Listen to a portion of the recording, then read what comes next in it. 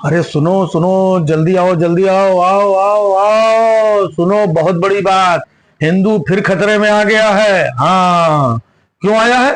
अरे चुनाव आया है, इसलिए हिंदू फिर खतरे में आया है। हाँ, उत्तर प्रदेश में तो 10 सीटों का चुनाव है। हाँ, तो हिंदू बहुत ज्यादा खतरे में है। टेंशन है नहीं, हम लोगों को टेंशन नहीं है, योगी जी को बड़ा टेंशन हो रहा है। हाँ, 10 सीटों का जो चुनाव है ना, उसका टेंशन नहीं है, हिंदुओं का टेंशन है। चुनाव उनाव का टेंशन थोड़ी लेते हैं ये लोग, हिंदुओं के लिए जी रहे हैं, हिंदुओं के लिए ही सब कुछ कर रहे हैं। बांग्लादेश के हिंदुओं को कितनी चिंता थी, देखो उनका कितना भला किया बांग्लादेश में जो हिंदू फंसे हुए थे, है ना। अब वो उत्तर प्रदेश के हिंदुओं का भला करना चाहते हैं। देखा नहीं, योगी जी कह रहे हैं कि जिस तरीके से बांग्लादेश में आप लोगों ने देखा, उसी तरीके से मैं आपको बताना चाहता हूं कि हम बटेंगे तो कटेंगे। अरे बाप रे, बटेंगे तो कटेंगे? नहीं नहीं योगी जी, हम सब जितने भी लोग हैं ना, हाँ हाँ, सब आप ही को वोट देंगे। नहीं नहीं नहीं नहीं नहीं, नहीं, हाँ, आप ही को वोट देंगे बस। फिर आपको वोट दे देंगे, फिर आप अपने हिसाब से बांटना और काटना। हाँ, ये तो भला हो योगी जी का जो बता देते हैं।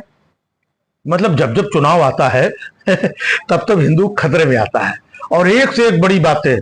कहाँ 80-20 और शमशान और कब्रिस्तान, है ना, और पता नहीं कौन कौन सी बातें होते होते अब यहां तक पहुंच गए हैं कि बटेंगे तो कटेंगे। मतलब योगी जी के पास कहीं से रिपोर्ट आई है, योगी जी पूरा खुल के बता नहीं रहे हैं। हाँ, कि बटेंगे तो कटेंगे, मतलब सब लोग एक हो जाओ और सब लोग मिलकर भाजपा को वोट दे दो। हाँ, बटो मत। हाँ, नहीं तो वहां करके। हाँ, बताइए भाई साहब, इस तरीके से एक साधु सन्यासी और संत और योगी होने के बाद में, और एक बड़े प्रदेश का मुख्यमंत्री होने के बाद में, इस तरीके से भरी सभा में लोगों को डराया और धमकाया जा रहा है कि बटेंगे तो कटेंगे। अगर इसको विस्तार से अगर देखा जाए, है, तो कहने का मतलब क्या है उनका, है, कि सब लोग एक हो जाओ। अरे सब लोग एक हैं, सब लोग एक हैं, तो हमें भारत को बांटने से बचाना है, जहां पर हम सबको एक होना है।